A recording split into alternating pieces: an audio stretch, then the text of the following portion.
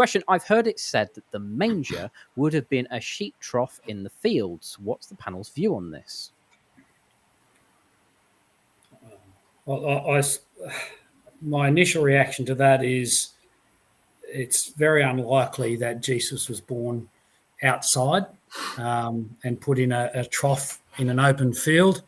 As humble as the picture was of his birth, even the idea of the inn is probably a misinterpretation of the word as an inn that we sort of picture as a type of motel or something like that.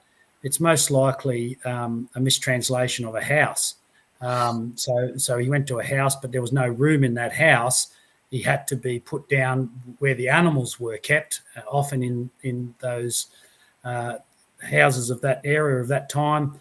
Animals were kept in a sort of enclosure down sort of in and amongst the central part of the house. And so he was likely put down in there and in a manger, in a food trough in that particular part. That's my view of it anyway.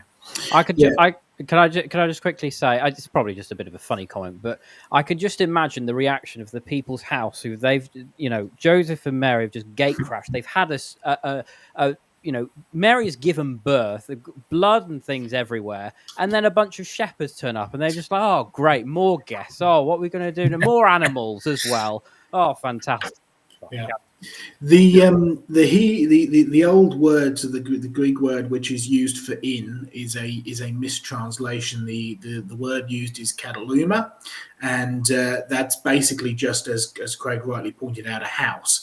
If you think about it, why was Joseph and Mary going to Bethlehem? It was because of the census. Why did they have to go to Bethlehem? Because Bethlehem was Joseph's hometown, even though they were living in Nazareth for whatever reason. Well, we know whatever the ultimate reason was, because that would fulfill the prophecy. But we know that Joseph was from Bethlehem, or at least his family was from Bethlehem, is going to have relatives there. And if you've got to travel somewhere because of a census, you're going to go to your relatives first. But then probably so is everybody else related to the relatives as well. So you can kind of get this sense of this overflowing house. And you've got to think again, Middle Eastern Israel house 2,000 years ago, you're really talking about a mud building with a flat top.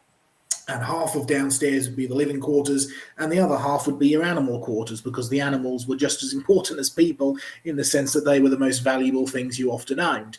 And so you kind of get this picture of, right, if you go and read through the kind of the scriptural, if you like, record of it, you've got no room in the main living part of the house, so you get put in a manger, a feeding trough, in the area where the animals are. So, yes, you sort of have your kind of still nativity scene as we've become to know of it, but it's a little bit different from sort of knocking on the inn and then being sent round the back. It's not quite as accurate as we'd like to think of it.